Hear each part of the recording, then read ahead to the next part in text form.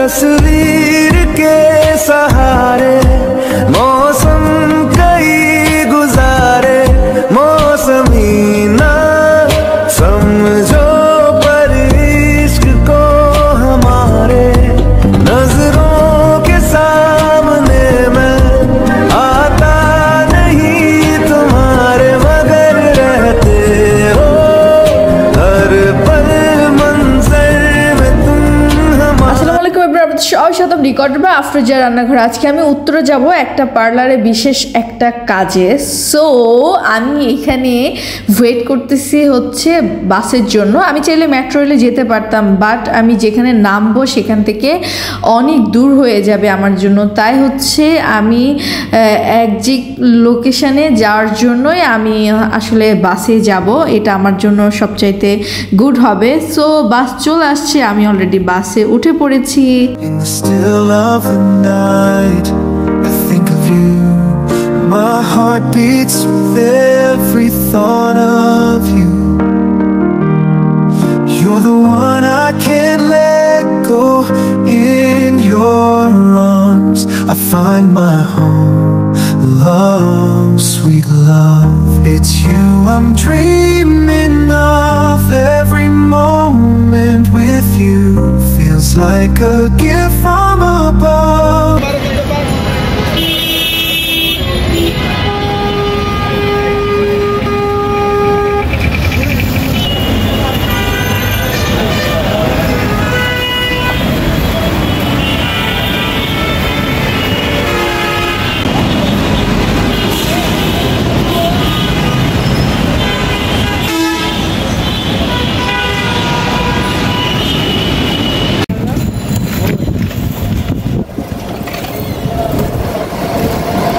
Mask পরছস?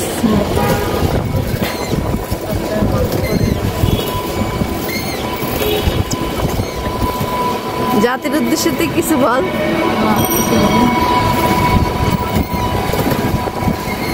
Above, forever and always, you're the one I adore. In your love I find my forevermore. In your arms I feel alive. With you I soar and thrive. A love story written. তো যাই হোক, আমি আমার কাজ শেষ করে এখন আমি বাসার উদ্দেশ্যে আবার রওনা দিয়ে দিচ্ছি। এই রাস্তা দিয়ে আমি অনেক বছর পর গেলাম, আসলে সব কিছু চেঞ্জ হয়ে গিয়েছে।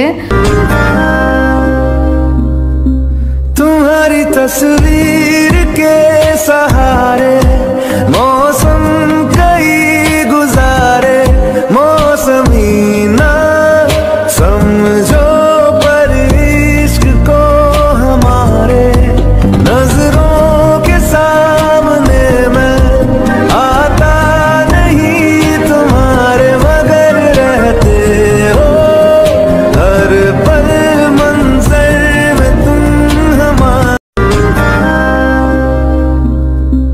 तुम्हारी तस्वीर के सहारे मौसम कई गुजारे मौसमी ना समझो पर इश्क को हमारे नजरों के सामने मैं आता नहीं तुम्हारे मगर रहते हो हर पल मंजर तुम्हारी तस्वीर के सहारे मौसम कई गुजारे मौसमी ना समझो पर इश्क को हमारे नजरों के सामने मैं आता नहीं तुम्हारे मगर रहते हो हर पल मंजर में तुम हमारे। আমি রাস্তাগুলো দেখতেছি আর ভাবতেছি একটা সময় এই রাস্তার মধ্যে আমি কত ঘন্টার পর ঘন্টা জ্যামে বসে থেকে বাসায় গিয়েছি, অফিসে গিয়েছি। আসলে সব কিছুই আছে, কিন্তু সময় দিন সব আমার জীবন থেকে একটু একটু করে পার হয়ে যাচ্ছে। সো ভাবতে ভাবতে বাসায় চলে আসলাম, আর ওখান থেকে উত্তরা থেকে আসার সময় তাল নিয়ে আসলাম, বিশাল বড় বড় 2টা তাল নিয়ে আসলাম, তালের পিঠা বানাবো। তো আমার সাথে পুচকু বসেছে, পুচকু বসে এটাকে কিভাবে সে নিবে সে ভাবার চেষ্টা করতেছে। তো যাই হোক, তাল আমি কখনোই নিই নাই, ফার্স্ট টাইম আমার এক্সপিরিয়েন্স হবে।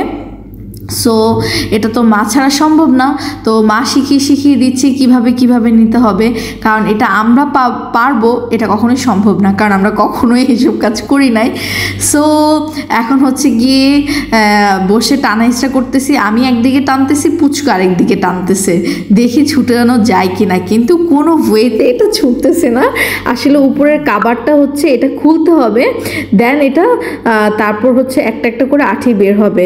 সো ওকে শিখাচ্ছি কিভাবে এটার রসটা বের করতে হবে, দেন হচ্ছে ছোট হাতে যা পারতেছে সেটাকে টিপে টিপে রস বের করতেছে, দেখতে পাচ্ছেন।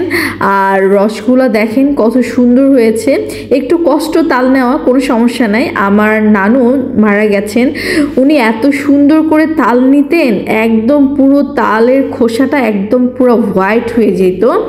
তো যাই হোক, আগের দিনের মানুষরা কাজ তো সুন্দর করবেই, ওনাদের এক্সপিরিয়েন্স ছিল আমাদের থেকে অনেক অনেক বেশি।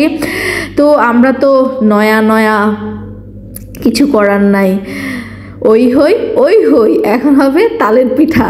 আর এখানে তালের পিঠার জন্য চিনি দিয়ে দেওয়া হয়েছে, গুড়ি দিয়ে দেওয়া হয়েছে, এটাকে ভালো করে মিক্স করা হবে, প্লাস এটার সাথে অ্যাড করে দেওয়া হবে নারিকেল, যেটা নারিকেল একটু বেশি করে দিলে টেস্টটা ভালো হয়। তো দেন হচ্ছে নারিকেল দেওয়ার পরে কড়াই গরম করে একটার পর একটা তেলের পিঠা দিয়ে দেওয়া হচ্ছে। আপনারা আপনাদের পছন্দ অনুযায়ী আপনারা দিতে পারেন। তো আমরা এভাবে ছোট ছোট করে দিয়ে দিলাম, আর কিছুক্ষণের মধ্যে তালের পিঠা হয়ে যাবে। তো কে কে তালের পিঠা খেতে পছন্দ করেন আমাকে জানাবেন, আর আমার সাথে থাকার জন্য thank you so much, bye bye. तुम्हारी तस्वीर